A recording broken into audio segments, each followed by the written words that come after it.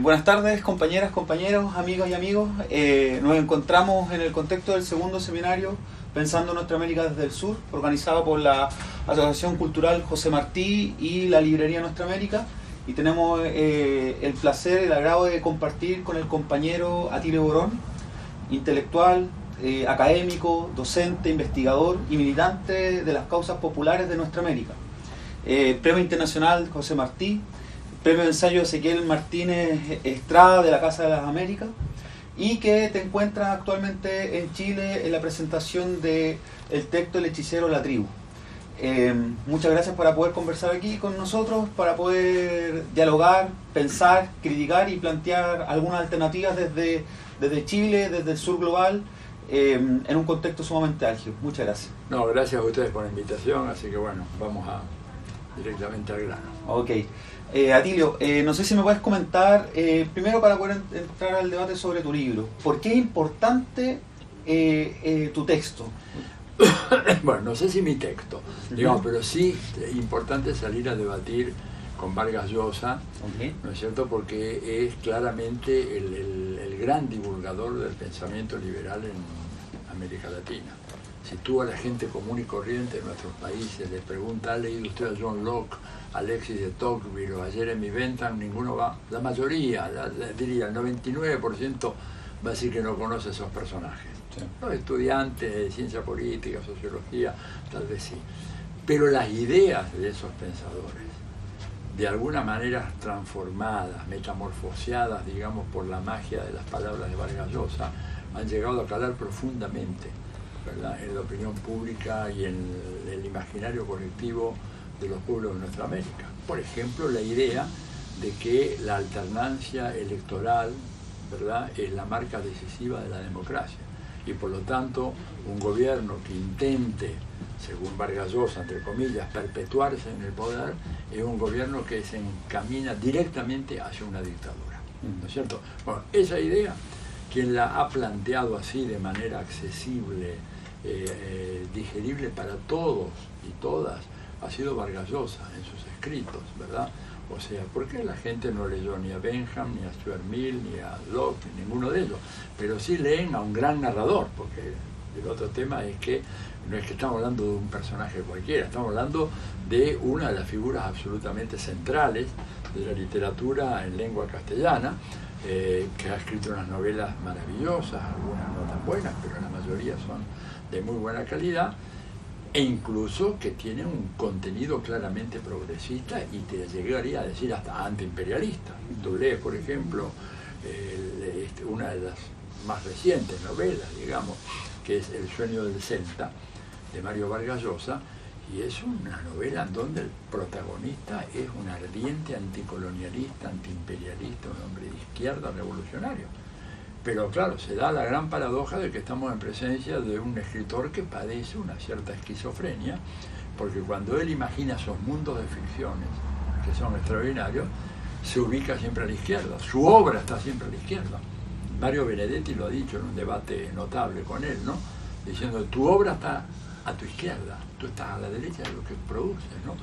Y entonces ese estar a la derecha se traduce en una catarata interminable de artículos periodísticos que él viene publicando desde siempre, porque es un militante, y a mí ese es un rasgo de Vargas Llosa que me parece notable y que debe ser señalado. Es un militante notable de su causa, como a mí me gustaría que hubiera mucha gente de izquierda que tuviera esa misma enjundia, esa misma militancia persistente. Un tipo que está 24 horas al día trabajando y pensando sobre cómo intervenir en la opinión pública, cómo moldear la opinión pública, qué decir, cuáles son los mensajes que hay que transmitir, de qué manera debilitar el impulso de estos gobiernos progresistas o de izquierda, cómo vituperar a la revolución cubana, cómo hacer que la imagen de Maduro aparezca absolutamente satanizada ante la gran prensa, cómo criticar a Evo, cómo así destruir a Daniel Ortega. Esa ha sido la obsesión de este hombre, permanente. Por eso salir a debatir con él en un libro muy importante que publicó hace poco más de un año y medio, que es el que dio origen a mi libro, acá está la edición cubana del hechicero de la tribu, a mí me parecía fundamental. Por eso la batalla de ideas, por eso que Fidel nos convocó, recordemos, ¿no es cierto? A mediados de los 90, Fidel, lo recuerdo como si fuera hoy, en una reunión, que habíamos ahí unos poquitos conversando con él, y él nos decía, el neoliberalismo ha sido un enorme fracaso económico y político, sin embargo se ha notado una victoria ideológica espectacular y tenemos que salir a combatir contra esas ideas, ¿no es cierto? Y eso es lo que él llamó, siguiendo a Martí, la batalla de ideas, que es en la cual yo me he empeñado prácticamente desde que lo escuché al comandante hacer esa recomendación. No sé, y ya que estás comentando sobre la conversación que tuviste con Fidel, ¿cómo podemos pensar lo que está ocurriendo en el actual escenario latinoamericano, año 2019? ¿Cómo podemos explicarle en palabras simples, concretas a la gente, por ejemplo, la guerra que está sufriendo el pueblo de Venezuela con el asedio estadounidense? Mira, el asunto hay que decirlo con términos muy sencillos, como tú dices, porque no ganamos nada con entrar en alambicadas discusiones pseudo-teóricas también, porque la teoría, ¿verdad? Nadie más teórico que Marx o que Lenin o que Engels, ellos escribían de una manera tal que a Lenin lo entendían los campesinos apenas alfabetizados en Rusia. Mira, lo que está pasando es lo siguiente, Estados Unidos ha comenzado una fase de irreversible declinación como centro de un imperio mundial. Y ellos saben eso, son muy conscientes. En la charla que voy a dar en el marco de este seminario y a la tarde podríamos andar en estos detalles, ellos tienen absolutamente conciencia de eso, no tienen ninguna duda. Ha comenzado el fin de ese periodo. Entonces, Fidel mismo lo dijo, y lo dijo el Che Guevara también en innumerables ocasiones, ¿qué es América Latina para Estados Unidos? Bueno, para Estados Unidos, América Latina es la reserva estratégica de recursos naturales, de mercados, ¿no es cierto?, de materias primas y también una reserva estratégica desde el punto de vista militar. Fíjate que la concepción que tienen los militares norteamericanos, y que la transmiten a través de numerosas instituciones, entre ellos la Escuela Interamericana de Defensa, donde fue la señora Bachelet a tomar un curso, vaya. Ya vamos a conversar de eso un poquito. Conversaremos con esa señora, de esa señora. Ellos tienen la idea de que Estados Unidos es el centro, ¿no es cierto?, de un poder global asentado en lo que ellos llaman la gran isla americana. Y en esa gran isla americana no pueden haber gobiernos que disputen la hegemonía de los Estados Unidos o que se interpongan a los planes que Estados Unidos tienen para la región. No es que Brasil, o Argentina o Chile van a pelearse, van a disputar la hegemonía. No es necesario eso. Basta con que no se plieguen, con que no sean sumisos, con que no sigan las instrucciones que vienen de Washington para que esos países sean enemigos. Ahora, si a eso tú le agregas, en el caso de Venezuela, que es el país que tiene la mayor reserva petrolera del mundo como país individual, más que Arabia Saudita, y que es un país rico en otros minerales estratégicos como el coltán, ¿verdad? El coltán, que es esencial junto con el litio para toda la microelectrónica actual, desde las cámaras de televisión, fotográficas, teléfonos celulares, todo eso. Y además que Venezuela tiene agua, y además que está tan cerquita de Estados Unidos, entonces eso se ha convertido en un imán irresistible, porque el diagnóstico de los militares norteamericanos es: el petróleo se acaba en 50 o 60 años, nadie va a tener petróleo en el mundo salvo nosotros. Vamos a tener petróleo. ¿Por qué? Porque nos apoderamos de Arabia Saudita, la tenemos de alguna manera alquilada a los saudíes, porque los saudíes saben que en cuanto Estados Unidos le retire el apoyo, Irán se los puede comer directamente. Y entonces, tenemos acá a Venezuela, solo que Venezuela tiene un gobierno que no consiente en darnos el petróleo. Por lo tanto, vamos a sacar el petróleo a como de lugar. Y vamos a declararle primero una ofensiva diplomática, luego una ofensiva mediática y ahora finalmente una guerra económica lanzada con todo, para la cual falta tan solo dar un paso, y el paso es un bloqueo naval a Venezuela, ¿verdad? Con lo cual se está cometiendo un crimen de lesa humanidad, hay que decir eso, evidentemente, y yo creo que en ese sentido las privaciones, los sufrimientos, los padecimientos del pueblo venezolano en este momento son indecibles. pero básicamente la causa fundamental es que Estados Unidos, para dominar, para someter a Venezuela, está siguiendo la estrategia del sofocamiento, la asfixia de Venezuela. Y fíjate que hoy espero que podamos transmitir en el seminario un pequeño video, es cortito, son unos 10-12 minutos, de un actor cómico norteamericano, un joven cómico muy brillante, que el tipo toma un discurso de Pompeo y lo desmenuza y lo presenta, digamos, de una manera pero muy divertida, hilarante. Está subtitulado, o sea que inclusive después podemos hacer que la gente que está viendo esta entrevista lo pueda identificar, y en donde Pompeo dice todas las cosas que en público nunca dijo, y esta vez lo dijo en una reunión en la Virginia Technological Institute ahí cerca, y alguien tuvo la viveza de poder filmar y grabar las palabras cuando él dice, bueno, nosotros ¿qué hacemos en la CIA? Mentimos, robamos y matamos. Lo dijo así con todas las letras, no es que estamos viendo la quinta pata al gato, no, señor, el director de la CIA dice que eso es lo que hacemos, ¿no? Así que bueno, y esto es lo que están haciendo en Venezuela.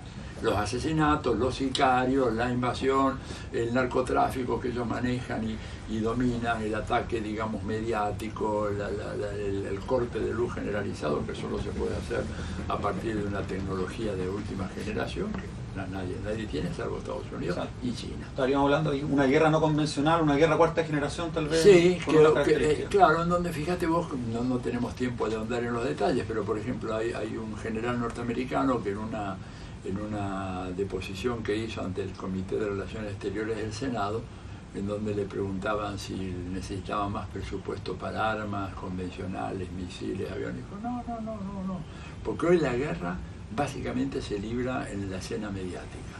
No se libra nada más, dice, las armas son en la última instancia, el último recurso. La guerra fundamental, me acuerdo como si fuera, está citado en mi libro de América Latina, la geopolítica del imperialismo, que por ahí anda por acá y se anda por acá, lo que quisiera mostrar porque no ha perdido vigencia. Él dice, las guerras ya no se libran en las junglas tropicales de Asia o de América Latina o en los suburbios decadentes del tercer mundo, se libra en el espacio mediático, se libra en los medios de comunicación. Y eso es algo que nosotros en la izquierda todavía no hemos llegado a valorar en su justa dimensión.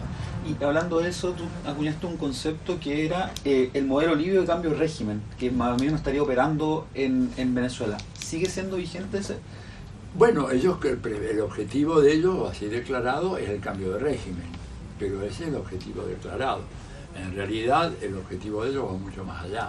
Es lo que quieren a partir del cambio de régimen, y esto lo dijo John Bolton, el jefe del Consejo Nacional de Seguridad, textualmente cito, quiero que las empresas estadounidenses se hagan cargo de la explotación del petróleo en Venezuela. Punto. Entonces, que no vengan con el cuento de dictadura, etcétera. Si quieren, tengo una lámina muy interesante, que hacemos una pausa, luego se las muestro para ya desechar de plano cualquier discusión en torno a la dictadura de Maduro y todo lo demás, que lamentablemente ha penetrado profundamente, ojo, en la izquierda de América Latina. Sí, me encuentro con compañeros, digamos, escucho decirle Maduro dictadura, digo, no salgo de mi asombro, y cuando puedo conversar con ellos, bastan 10 minutos, en este caso, como el tiempo de las entrevistas cortas, va a bastar una lámina para que vean, y después ustedes van a poder decir, los que están mirando la entrevista, si hay una dictadura o no en Venezuela. Sí. Y tomando el mismo punto, hace unas semanas salió el informe de la alta comisionada de Derechos Humanos, Michelle Bachelet, cuyo informe ha sido rechazado por muchos países, ha sido rechazado de manera contundente en el Foro Sao Paulo también, y ha sido rechazado especialmente por las fuerzas de izquierda progresistas que han entendido el escenario general de guerra que se está viviendo en Venezuela. ¿Por qué ha sido rechazado ese informe? ¿Cuáles son esas características? Mira, es un informe, no es muy largo, debe tener, yo lo leí, no sé, el tamaño de la letra siempre cambia, más o menos son unas 15, 16 páginas, por lo menos lo que apareció ahí en la página web del alto comisionado. Bueno, claramente es un informe que tiene un sesgo absolutamente pro-norteamericano y anti-Venezuela de una manera notable, ¿no es cierto? Por ejemplo, te cita estadísticas de personas que supuestamente habrían sido asesinadas políticamente por el gobierno de Maduro, en donde se manejan estadísticas en donde tú no puedes diferenciar homicidios comunes y corrientes, producto de una reyerta callejera, lo que sea, de lo que es un asesinato político. Sí. Es como si yo tomara la cifra del número de homicidios que hay en Chile en este momento y dijera, bueno, el régimen de Piñera ha asesinado políticamente a 5.000, 6.000 personas. No, mira, lo que pasó fue que de ellos, digamos, el 99% fueron peleas donde sea, disputas entre narcos, homicidios comunes. Bueno, primero, esa distinción no está hecha. Con lo cual, digamos, bueno, segundo, no se comprueba cuáles fueron los asesinatos políticos. No se dice, a ver, fulano de tal fue apresado en tales condiciones, no fue sometido a un juicio justo y fue asesinado. Digo, no hay nada de eso. Segundo lugar, no hay ninguna evidencia sobre aquellos a los cuales la oposición venezolana mató, que es un número enorme de gente, tomando en cuenta las guarimbas del 2014 y las del 2017, en donde hay varios centenares de víctimas que murieron solamente en esas guarimbas. En tercer lugar, la señora Bachelet en ningún momento escuchó las demandas de familiares de chicos, generalmente eran adolescentes, que fueron quemados vivos por el simple hecho, el simple pecado de ser mulatos y ser, por lo tanto, sospechosos de ser simpatizantes chavistas, a los cuales le arrojaban hacia un bidón de gasolina, le tiraban un fósforo y se quemaban vivos. Estas madres y algunos familiares clamaron por ser escuchados, la señora Bachelet no los escuchó, no los recibió, nada de eso está incorporado en el informe, lo cual habla claramente que ese informe, dicho de una manera muy franca, lo elaboró el Departamento de Estado. Y eso de alguna manera lo dejó entrever esta señora Bachelet, que realmente ha pasado todas las rayas en lo que hace a la indecencia y a la deshonestidad intelectual y política. Lamentablemente desciende a la historia de la mano de Uribe, de Bush, de Santos y todos estos criminales, ¿verdad? Esta señora de alguna manera dio a entender de que, bueno, en las Naciones Unidas hay ciertas restricciones de lo que se puede decir o no se puede decir. Un lenguaje eufemístico en donde dice, bueno, a mí me dieron un libreto, yo simplemente le puse la firma, hice la mise en scène, ¿no es cierto?, de que entrevistaba a este al otro, pero en realidad el informe ya estaba escrito antes de que yo fuera a Venezuela, y tuve que decir lo que había que decir. Pero en cuyo caso, si hubiera sido una mujer de bien, que no lo es, tendría que haber renunciado. También es importante mencionar que hace una semana y media, justo cuando está la realización finalizando el foro de Sao Paulo, asesinaron a 6 militantes chavistas, revolucionarios en Barinas, de la organización de las brigadas de defensa Hugo Chávez. Así es. Y eso, como tú bien mencionas, el informe no lo incorpora en ninguna parte, o sea, no se entiende eso. En ninguna parte, absolutamente no, porque el informe tiene como objetivo preparar el terreno para una intervención militar o de otro tipo de los Estados Unidos. O sea, ella le da los instrumentos que Estados Unidos necesita para después decir, bueno, ante este informe, hecho por una persona supuestamente honorable, que no lo es, porque si hay alguien que no es honorable hoy en el hemisferio americano es la señora Bachelet, ¿verdad? Ha dejado de ser eso hace mucho tiempo, entonces ella no incorpora eso. Y además, fíjate que descontextualiza absolutamente por completo el hecho de que un país que está bajo una guerra económica brutal, un país que no se le permite importar medicamentos, que no se le permiten importar alimentos, siendo ella ex ministra de Salud y médica pediatra, tendría que haber tenido un mínimo de compasión y de honestidad intelectual, ¿verdad? Como para decir, bueno, parte de este problema se debe también a que el bloqueo económico de Estados Unidos impide la llegada de medicamentos y alimentos. Pero como es una persona deshonesta, una persona que ha sido comprada y se ha vendido a cambio de quién sabe qué ventajas, regalías y prerrogativas, nada de eso dice. Y en el dato y en lo que hace a contexto es notable, ¿verdad?, un informe de ese tipo que haga caso omiso de lo que está pasando del otro lado de la frontera venezolana, en donde el gobierno de Colombia, que a ella no le preocupa lo más mínimo, sistemáticamente está asesinando líderes sociales, campesinos, mulatos, población afrocolombiana, prácticamente a un ritmo enloquecedor de un día por medio, o 3 por semana, ¿verdad? sobre lo cual ella no habla absolutamente nada, lo cual revela la inmoralidad de esta mujer, ¿no es cierto? Bueno, aquí también Michelle Bachelet es conocida por que en sus dos gobiernos se asesinaron trabajadores, movilizaciones, se asesinaron mapuche o luchadores y luchadoras sociales en ese contexto. Entonces, no, tiene su mancha ya en términos de gobierno y a nivel mundial también lo a nivel mundial. Para mí es una gran farsante, ¿verdad? Una burócrata que ha aprovechado todo esto, se ha puesto al servicio, se ha puesto de rodillas en los Estados Unidos. Algunos han dicho ella es la fregona de la Casa Blanca. Yo no diría una cosa así, pero parecería que la expresión le calza muy bien a esta mujer. Y hablando de Estados Unidos y retomando el concepto que señalabas de decadencia del imperialismo norteamericano en América Latina, y por eso ha tenido que recrudecer sus acciones guerreristas, violentas, de guerra, tanto en América Latina como en el globo. ¿Cómo analiza el escenario geopolítico actualmente a escalas globales? Bueno, yo creo que a escala global lo que hemos visto es que aquello que certeramente percibió en su momento Hugo Chávez cuando habló de la emergencia de un mundo policéntrico, decía Chávez, él lo percibió muy claramente, y eso que él percibió claramente a comienzos de este siglo, hoy en día es una realidad que tiene la solidez del hierro, ¿verdad? El sistema internacional hoy ya no es el que era en el pasado, y esto ha significado un debilitamiento del poderío de los Estados Unidos. Mira, yo le digo, invito a quienes ven esto, que se imaginen qué hubiera ocurrido, ¿verdad?, 20 años atrás o 25 años atrás, cuando Estados Unidos tenía un gobierno que quería sacarse de encima en América Latina. Digo, en una semana mandaban a los marines, como hicieron en Panamá, como hicieron en Santo Domingo, como hicieron antes, digamos, intentaron y les falló en Playa Girón, ¿verdad? Y como hicieron en Granada, la isla, en 1983. Hoy en día no lo pueden hacer.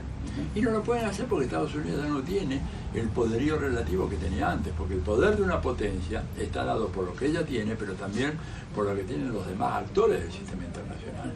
Y lo que ha ocurrido, y ese cambio notable, beneficioso para nosotros, para Chile, para Argentina, para toda América Latina, es que hoy en día en un sistema policéntrico multipolar tú tienes mecanismos de negociación que te permiten de alguna manera atemperar las furias del imperio. Digo, si no hubiera estado China y no hubiera estado Rusia, muy difícilmente Venezuela hubiera podido resistir todo esto.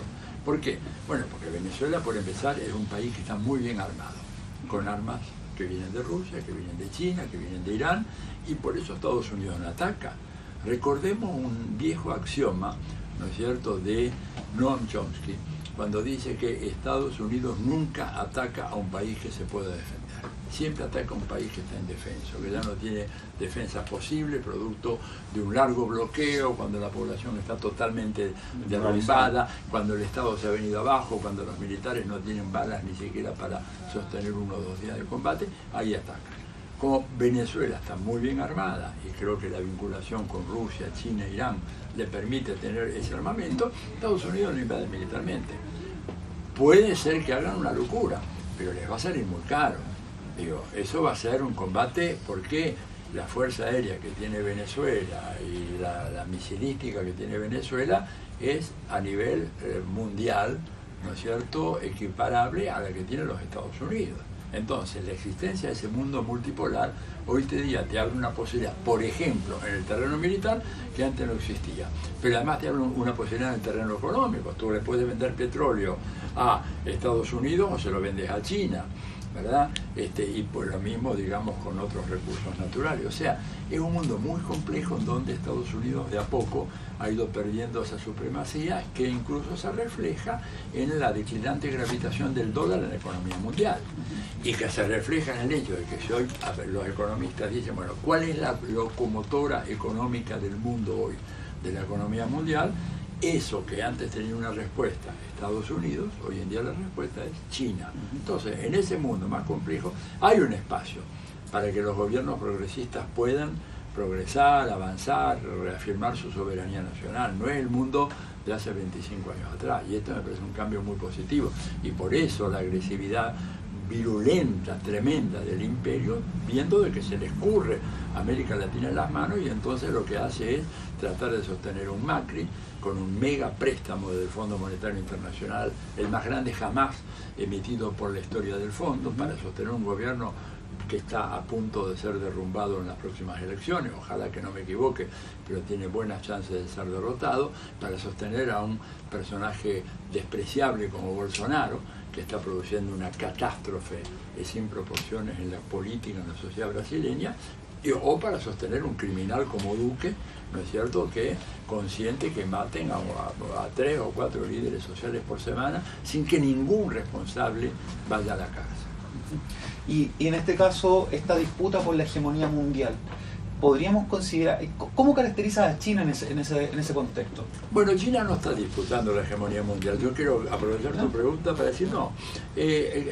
A ver, claramente el sistema hegemónico internacional, como decía recién, ha cambiado. Entonces hoy tenemos un sistema policéntrico, que significa que ya no hay un hegemón mundial. O sea, el papel que Estados Unidos está de a poco perdiendo con esa lenta declinación no va a ser ocupado por China. Digo, a ver, Estados Unidos tiene 1000 bases militares en todo el mundo. China tiene una en un pequeño país africano por una cuestión, digamos, de logística comercial más que nada. Rusia tiene 1 o 2 bases fuera de su territorio.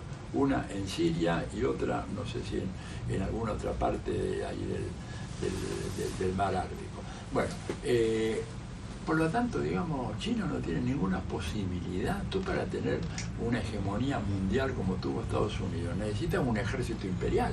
China no tiene eso. Pero me refiero, por ejemplo, a estos proyectos de conexión y de infraestructura a nivel mundial, la nueva ruta a la seda, sí, los corredores bioceánicos, la ruta polar ártico. En términos generales, ¿tiene la capacidad China de poder imponer un modelo de infraestructura mundial que Estados Unidos hasta la fecha no ha podido imponer a esa escala? No, lo que va a imponer China es abrir las rutas de comercio a escala planetaria, como lo hizo los Estados Unidos, ¿verdad? Y en donde China, por supuesto, va a sacar sus beneficios de todo aquello, pero nosotros también vamos a ser parte de ese beneficio. O sea, a nosotros nos conviene eso, claramente. De hecho, esta expansión que tiene, ¿no es cierto?, las rutas comerciales chinas, de alguna manera abren perspectivas para pequeños países que no tenían otra condición que venderle a los Estados Unidos al precio que Estados Unidos quería, o ahora puede decir, bueno, le vendo a China, o le vendo a Irán, o le vendo a Turquía, porque tengo estas grandes rutas comerciales que son un poco la actualización de la ruta de la seda. No nos olvidemos que antes del descubrimiento de América, cuando uno hablaba de economía mundial, hablaba de la ruta de la seda, que iba de Shanghái hasta Venecia. Bueno, hoy en día eso, con las modernas técnicas de comunicación y de transporte, se ha transformado y tiene un alcance global. Los chinos lo han hecho, los americanos no, porque Estados Unidos lo que quería era someter a los países, ¿verdad?, a una estructura vertical en donde ellos ocupaban la cima y desde ahí imponían sus condiciones. Eso se acabó. Y bajo ese contexto, la importancia de América Latina en este mundo multipolar que se estaría aperturando, ¿será mantener la concepción de la extracción exacerbada de recursos naturales, de mantener la megaminería, de mantener estas grandes plantaciones, o este ciclo significaría un salto respecto al patrón de acumulación, a la matriz productiva latinoamericana? Mira, yo creo que esto sería tema para otra larga entrevista, te digo por qué. Porque se habla mucho, muy fácilmente, ¿verdad?, de decir, cambie la matriz productiva. Entonces yo digo, bueno, yo tomé 2 cursos de historia económica acá en la Universidad de Chile, cuando era estudiante en la Flaxo, con 2 grandes profesores, ¿verdad? Uno de ellos, Rondo Cameron, un profesor australiano que estuvo acá, y el otro, Conte Otonio dos Santos. Y estudiamos a fondo este problema. Una matriz productiva se cambia en un proceso de 25, 30, 40 años. No es cuestión de que tú llegues al gobierno hoy a Chile, vamos a ver que una izquierda dura, socialista, comunista, postcapitalista, llega y se instala en la moneda, ¿no es cierto? Muy bien. Y la gente dice, bueno, ahora cambiar la matriz productiva. Sí. Compañeros, pero esto es una tarea por lo menos de 25 o 30 años. ¿Qué hace Chile mientras tanto? No vende más cobre. No vende más cobre. ¿Qué va a vender? Salmones nomás. Y mismo las salmoneras no están al margen de las críticas que hace el extractivismo. ¿Qué hace con la energía hidroeléctrica? Digo, hay estos procesos de cambio, son procesos muy lentos, ¿verdad? Hay solamente un caso importante que se dio en el mundo subdesarrollado de cambio de la matriz productiva, el caso de Corea del Sur. A ver, Corea del Sur, cuando este país llega al gobierno Jorge Alessandri en 1958, ¿verdad?, tenía un ingreso per cápita que era la 10ª parte del ingreso de Chile. La 10ª parte. Chile tenía un ingreso per cápita en el año 58 10 veces superior al de Corea del Sur, ¿verdad? Hoy en día Corea del Sur debe por lo menos triplicar, fácil, si no más, el ingreso per cápita de Chile. ¿Qué pasó en el medio? Eran tan geniales los coreanos. Bueno, son un pueblo muy disciplinado, muy colectivista, hay que tener en cuenta ese dato que tanto preocupa a mi amigo Vargas Llosa, el colectivismo. Pero básicamente lo que hubo, por ejemplo, la guerra de Corea. Los americanos ocupan Corea del Sur. ¿Qué hacen? Imponen, ¿no es cierto?, un gobierno que hace una reforma agraria. La reforma agraria que acá empezó a hacer tibiamente Frei y que luego avanzó fuertemente con Salvador Allende. Allá la hacen Estados Unidos con sus fuerzas armadas que a punta de pistola expropian a los terratenientes de Corea. ¿Y cómo le dicen? Le dicen, bueno, te vamos a pagar la tierra, pero bajo esta condición. Si inviertes lo que te pagamos en el sector industrial, te vamos a pagar a precio de mercado. Si quieres agarrar tu dinero e irte a disfrutar la otra parte, te pagamos a evaluación fiscal, que es la 3ª parte del precio de mercado. La gran mayoría aceptó la primera oferta. Ustedes dirán, bueno, pero ¿desde cuándo Estados Unidos interesado en industrializar un país? Y acá ha combatido todos los proyectos industriales en América. Bueno, pero que Corea está al lado de China. Y los americanos vieron venirse a China y dijo, mejor tengamos una pequeña potencia industrial en esa zona porque nos puede servir a nosotros de escudo de contención. En caso de una expansión económica china, tenemos ahí las bases para un proceso de industrialización que puede ser fundamental en una guerra futura contra China. Y por eso favorecieron la industrialización. Entonces, bueno, en primer lugar, eso. En segundo lugar, aplicaron una política absolutamente contraria a la que ha aplicado un país como Chile o la Argentina, políticas neoliberales, allá nunca las aplicaron. Es decir, nunca abrieron la economía, nunca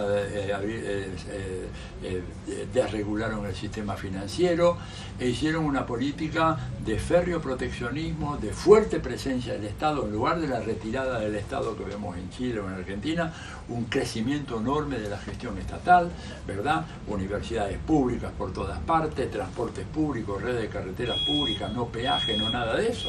Digo, eso fue la experiencia de Corea. Y después eso bajo una férrea dictadura militar, corrupta, corruptísima también, ¿no es cierto? Pero se fue dando todo eso. Y cuando en los 80 vienen los gobiernos democráticos continúan con las políticas de protección y sobre todo combinada con una política que es absolutamente inhallable en buena parte de América Latina, una agresiva política de redistribución de ingresos y de riqueza, que hizo que el índice Gini en Corea bajara sensiblemente y se colocara al cabo de 20 años de gobierno democrático en un nivel de igualdad social parecido al que tienen los países escandinavos.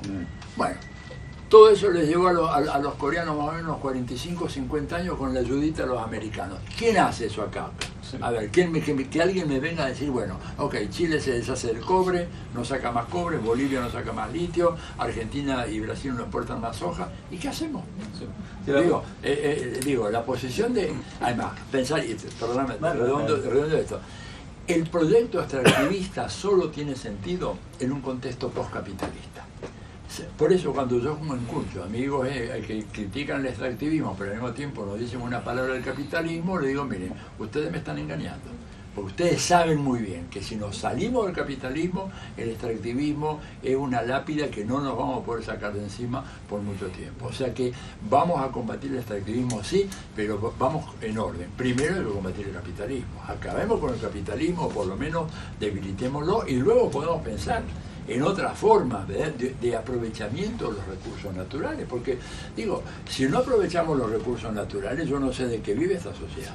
Sí. Entonces, eso apertura también la capacidad de pensar el ecosocialismo como una manera, en un proceso histórico, claro, efectivamente, de repensar los intereses de la humanidad y volver a situar de manera sostenible los procesos productivos en la escala. Absolutamente, que nos necesitamos, absolutamente, pero que el capitalismo nunca se preocupa de eso. El capitalismo lo que quiere es venir acá, sacar todo el cobre que puede, reventar la cordillera de los Andes, y cuando eso terminó se van a ver si le encuentran en alguna otra parte.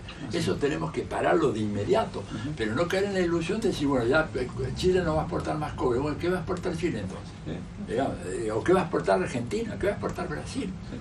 La diferencia también sería, en el ciclo latinoamericano, pensar nuestra América como una región que aporta en el proceso general. Absolutamente. Mira, nosotros, por ejemplo, una de las ideas que tenía el comandante Chávez, que decía, bueno, ¿por qué no fijamos un protocolo común de todos los países sudamericanos para regular la explotación del oro en la cordillera de los Andes, que va desde allá, desde el norte de Sudamérica hasta Tierra del Fuego?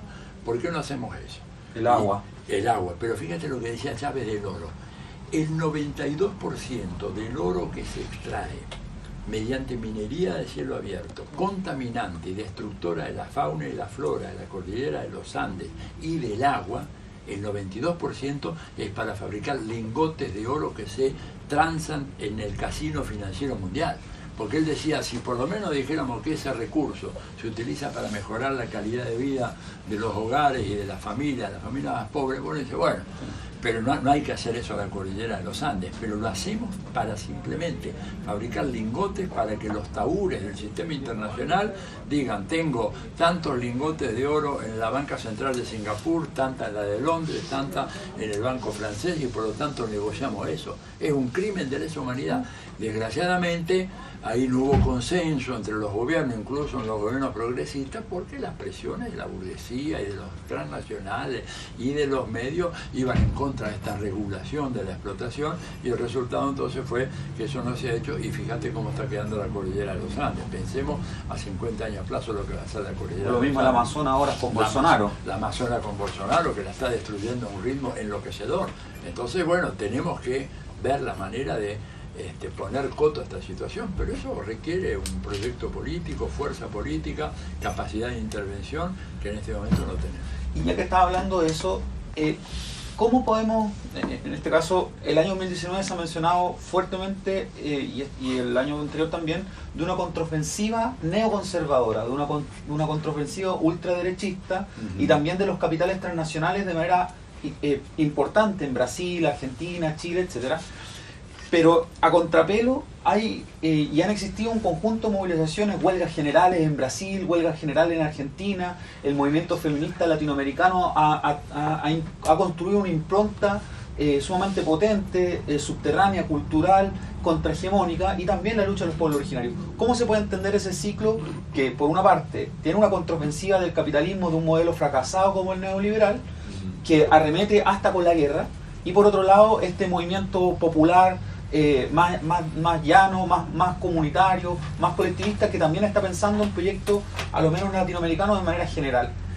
Mira, yo creo que estamos en un proceso muy fluido, ¿verdad? En un momento histórico, yo diría, donde la historia se enfrenta ante la posibilidad de un giro, y ahí hay que recordar lo que decía Perry Anderson en varias de sus intervenciones, que los procesos de cambio histórico suelen ser inesperados, o sea, poco previsibles. Tú puedes ver algunos aprontes, algunos indicios, ¿verdad? Pero de repente el movimiento histórico te toma por sorpresa. Digo, ¿quién hubiera dicho que se caía el muro de Berlín?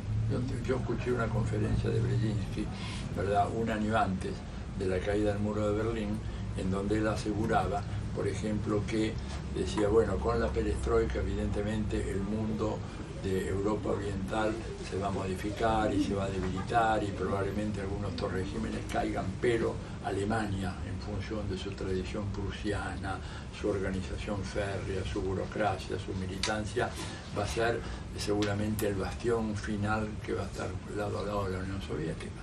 2 años, menos de 2 años después se le caía el muro sobre sus propias palabras. O sea, muy difícil predecir esto. Yo creo que en todo caso esta contraofensiva radical de la derecha que procura desesperadamente asegurar América Latina para ellos, ¿no es cierto?, ha generado una respuesta dialéctica, pero todavía insuficiente de parte de los movimientos populares y de izquierda de América Latina, que tenemos que avanzar además por un camino de la unidad, porque nosotros en nuestro aislamiento, en nuestro particularismo, no vamos a tener condiciones de detener al imperio americano. Para detenerlo se requiere un esfuerzo de concreción y de alcance latinoamericano, y esa fue la gran aportación que hizo Hugo Chávez cuando rescata desde Bolívar y el bolivarianismo la idea de la unidad nacional latinoamericana, cuando Bolívar decía somos una sola gran nación, y es cierto, para Estados Unidos eso es anatema. Para Estados Unidos lo importante es tener 33 países absolutamente separados, incoordinados, que no tengan ninguna capacidad de una acción conjunta. O sea que, en relación a lo que me dices, creo que es toda una asignatura pendiente, y creo que el Foro de San Pablo y otras organizaciones regionales tendrían que, de alguna manera, afinar más sus estrategias de acción conjunta, acción colectiva, porque el ejemplo favorito que yo siempre pongo, tú no puedes oponerte a la Bayer es hoy la dueña de la Monsanto, sí. No puedes oponerte a las semillas transgénicas y al agrotóxico, a los agrotóxicos que la acompañan y que matan a tanta gente en mi país y en Brasil, los países que usan la soja transgénica, ¿verdad? No te puedes oponer con movimientos parciales en Argentina y otros movimientos descoordinados en Paraguay y otros movimientos allá por Brasil. Necesitamos ante un actor unificado como la Bayer, que tiene la transgénica, la semilla transgénica, necesitamos un actor unificado en la vereda de enfrente, que son todos los productores, los campesinos, los trabajadores rurales, la gente que vive en las pequeñas ciudades, en las zonas ojeras que están siendo bombardeadas mediante aviones que fumigan no solamente los campos sino también las ciudades, y que ha hecho que los índices de cáncer se eleven de una manera extraordinaria en algunas pequeñas ciudades de la pampa húmeda de la Argentina. Entonces, redondeo, hay una contraofensiva, hay un revivir, pero creo que el camino todavía es un camino muy cuesta arriba y tenemos que avanzar, y es un camino de la unidad de todas las fuerzas antiimperialistas y anticapitalistas. Tenemos que hacer un gran esfuerzo y superar los narcisismos de partido o de secta o de facción y darnos cuenta que tenemos un enemigo que viene a matarnos. Y cuando viene un enemigo a matarnos, yo no me puedo poner a discutir contigo por el color de tu polo, franela, polera, como se le llame. Vamos a ponernos de acuerdo primero en detener a aquel que nos viene a matar y después vemos cómo nos arreglamos entre nosotros. Pero eso todavía no ha pasado, y yo espero que de a poco esta conciencia vaya madurando y que estas fuerzas antiimperialistas y anticapitalistas puedan armar un frente único, fuerte, sólido, ¿verdad?, que se oponga a los designios americanos. Ya que estaba hablando de la franela, no sé si puede explicar más o menos a la gente qué sí, significa. Me parece muy importante. Primer plano acá, por favor, cámara toda, porque esto, fíjate, es una iniciativa que hemos tomado algunos de nosotros y que realmente ha tomado mucho cuerpo, y es declarar el día 9 de agosto como el Día Internacional de los Crímenes Estadounidenses contra la Humanidad. ¿Y por qué el 9 de agosto? Porque fíjate que el 6 de agosto de 1945, Estados Unidos lanza una bomba atómica sobre una ciudad absolutamente indefensa como Hiroshima. Y después de ver los horrores que ocasionó eso, en donde de un primer momento murieron 80.000 personas y luego al cabo de unos años terminaron muriendo nomás en Hiroshima 150.000, 3 días después, el 9 de agosto, o sea, después de haber visto la masacre, consumado la masacre, haberla visto, filmada, fotografiada, vuelven a hacer lo mismo en Nagasaki, el 9 de agosto.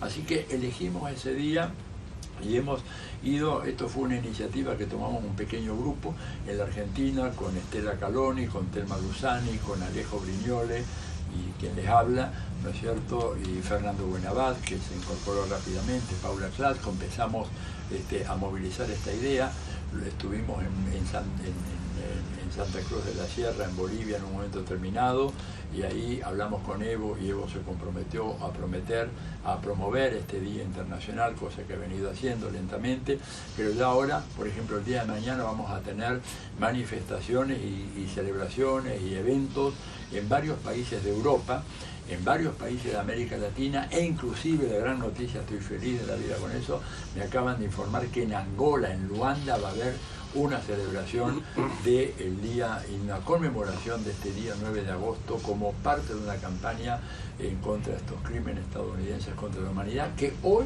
lo está llevando a cabo en contra de los pueblos de Venezuela y Cuba, porque fíjate que los bloqueos que provoca la incapacidad de importar alimentos y medicinas mata mucha gente, y esto me parece que le da toda la importancia que merece esta campaña, ¿no? Así que yo los invito a que busquen en la web, hay muchos lugares donde estamos recogiendo firmas, pongan Día Internacional de los Crímenes Estadounidenses contra la Humanidad y ahí van a encontrar toda la información que necesitan. Atilio, últimas dos preguntas, ¿vale? Bueno. Para tratar de ir. Solo dos, bueno. Acá creo que la compañera me va a ayudar. Tú ayúdame. La primera, en este caso, cuando hablas de unidad latinoamericana, imaginémonos que se empieza a forjar esta unidad desde abajo, porque es un proceso, como tú bien has dicho, un proceso histórico largo, que tiene tiempo, avances y retrocesos, pero se debería estar empujando dicha acción. ¿Cuáles serían las tareas de las y los revolucionarios en América Latina en este tiempo, en esta coyuntura global, muy particular por Venezuela, muy crítica por Venezuela, pero en este caso estoy pensando segundo semestre año 2019, año 2020? Bueno, la tarea inmediata es la defensa cerrada de Cuba y de Venezuela, que están siendo sometidos a un ataque brutal. Nosotros no podemos perder tiempo en otras cuestiones, esta es una cuestión absolutamente esencial.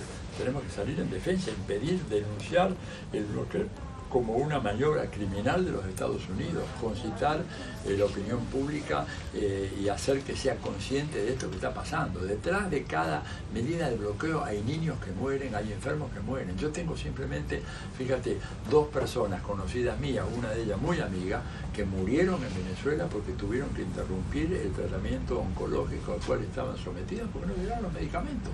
Los canallas que lo tienen retenido el dinero para los medicamentos en el nuevo banco portugués en Lisboa y los que está retenido en el banco Finland en Inglaterra son los causantes de la muerte de dos amigos míos, uno muy amigo y otro no tan amigo, pero éramos conocidos y murieron por eso. O sea, ser consciente de eso, tenemos que unificarnos en esa defensa y por supuesto exigir a estos gobiernos malos que tenemos en la región, que se han puesto de rodillas de una manera indecorosa, indecente, vergonzosa ante los Estados Unidos. Yo te digo, no puedo menos estando en este país que quiero tanto, país en el cual yo he vivido más de 6 años, tengo un hijo nacido acá en este país, ver un presidente chileno preocupado para ver si la estrellita chilena puede ser la estrellita 51 de la Unión, te digo, ¿De Estados Unidos? Me provocó, digamos, una sensación doble. Por una parte, un dolor, una lástima, ¿verdad? Porque este pueblo que ha luchado tanto no merece eso.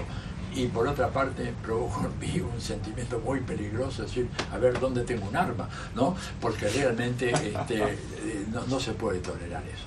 Pero digamos, Macri no lo hace porque en la bandera argentina no tiene una estrella, tiene un sol, si no lo haría exactamente igual, y Bolsonaro también, toda esa gente. Entonces salir a combatir a este gobierno, no darles ni sal ni agua, porque no merecen absolutamente nada, y tenemos que derrotarlo. Mira, yo acabo de escribir una nota sobre Argentina, tenemos que ganar en las PASO, y tenemos que ganar en primera vuelta, y tenemos que aliarnos con todos los que estén en contra del gobierno de Macri. Sería un pecado imperdonable que por diferenciaciones políticas, por ver, bueno, quién está más a la izquierda que el otro, quién es una izquierda radical, intransigente, y quién no lo es tanto, el gobierno de Macri puede ser reelecto, porque la Argentina va a ser destruida con 4 años más de gobierno de Macri. Entonces el esfuerzo por la unidad es fundamental en esto. Y defensa a rajatabla de Cuba y Venezuela en un momento crítico, porque si Cuba y Venezuela caen, bueno, el horizonte para nosotros acá en el sur se cierra, digamos, no solo para mi generación, que ya vamos de retirada, se cierra para todos ustedes por mucho tiempo. Entonces, por defensa propia, defensa irrestricta de la revolución cubana, la revolución venezolana, la revolución sandinista, por problemas que tengan, muchos problemas, pero son víctimas del ataque imperialista y nosotros no podemos ser neutrales. Cuando el imperialismo ataca, no se equivoca nunca. El imperialismo ataca a aquellos que de alguna manera están en su contra y nosotros tenemos una obligación moral, más allá de los cuestionamientos que podemos tener sobre corrupción, nepotismo, todo lo que tú quieras. Pero primero, defendernos de la agresión imperialista, después vemos todo lo demás. Si no, invertimos el orden y sucumbiremos ante el dominio del imperialismo. Yo te quería mostrar, hablando de Venezuela y la dictadura y todo lo demás, esta persona que está acá, que se llama Nilson Peña Mora, es el alcalde de una ciudad del estado de Mérida, ¿verdad? Que se llama Rivas Dávila, ese es el nombre del estado. Y Marcos Peña Mora es el nombre, este es el alcalde de ese pueblo. Esta foto es de hace unos 4 meses, y este señor desde entonces se pasea por el pueblo, regularmente sale y se pone esa franela, como dicen los venezolanos, ¿no es cierto?, diciendo: Maduro, coño tu madre. En una dictadura, ¿ustedes alguna vez vieron algo así? ¿Habrán visto, por ejemplo, en Chile, alguien que hubiera salido en los años de Pinochet con una camiseta de ese tipo, diciendo Pinochet, coño tu madre? ¿Qué hubiera pasado? Chile no era una dictadura en serio, Pinochet era una dictadura de verdad. Maduro no es una dictadura. Al personaje aquel, este joven que está acá, sigue circulando. Tiene un sitio en Facebook, yo lo sigo regularmente. Hace pocos días hizo un posteo, ¿verdad? Habla, entra y sale, sigue siendo el alcalde de ese pueblo, ¿verdad? Y no tiene ningún problema. Fíjense qué clase de dictadura es esa. ¿Cómo le pueden llamar dictadura a un gobierno que permite ese tipo de cosas? Y esto en relación de uno de los muchachos quemados vivos, y que la indigna señora Michelle Bachelet no se dignó a incorporar ni uno de los 30 casos en su informe sobre la situación de los derechos humanos en Venezuela. Prender vivo fuego a un mulato o que presuntamente alguien puede hacerse vista no es una violación de los derechos humanos para la señora de Pinochet. Por eso digo públicamente: señora, usted es una farsante y es una deshonesta.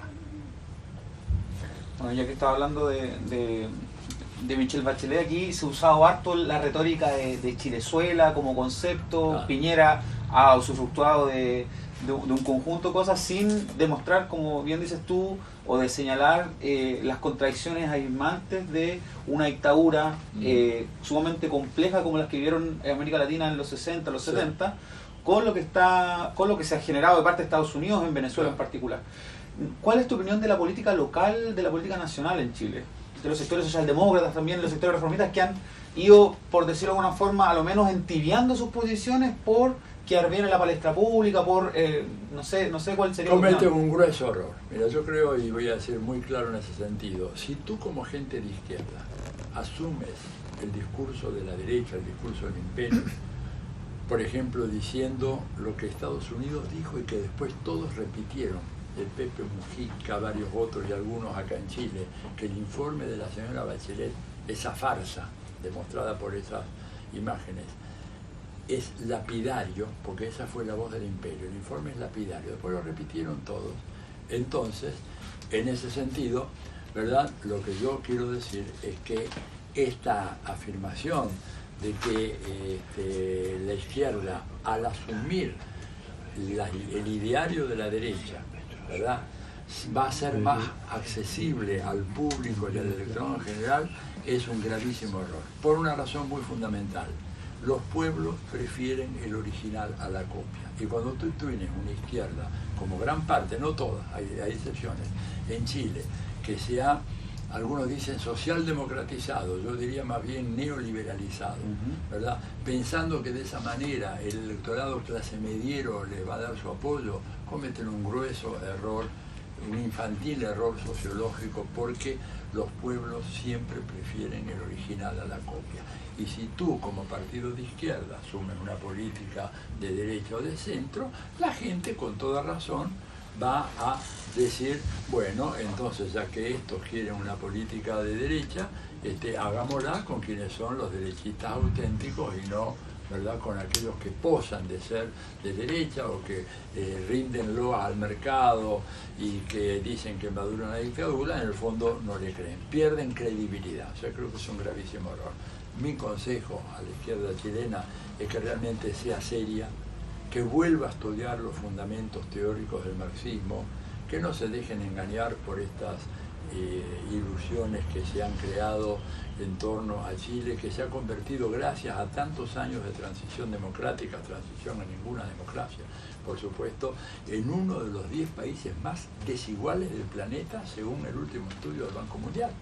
Entonces, ante eso ellos no pueden decir vamos a seguir con lo mismo. Chile requiere un cambio de rumbo. Yo no digo tirar todo por la ventana, pero sí, evidentemente, acá se requiere avanzar en una serie de reorientaciones del proceso económico y social chileno que me parece son impostergables. Y además yo les llamaría la atención, ¿cómo pueden hablar, digamos, de mantener este rumbo en un país donde más de la mitad de la población adulta ya ni siquiera concurre a votar porque sabe que las elecciones no deciden absolutamente nada y que acá quienes gobiernan son esta élite gobernante, esta pequeña élite oligárquica que se ha favorecido de una manera extraordinaria por las políticas de la concertación primero y de nueva mayoría después. Esta plutocracia empresarial. Esta plutocracia empresarial exactamente que se ha apoderado del gobierno y que gobierna para su beneficio propio, no para el beneficio de los chilenos.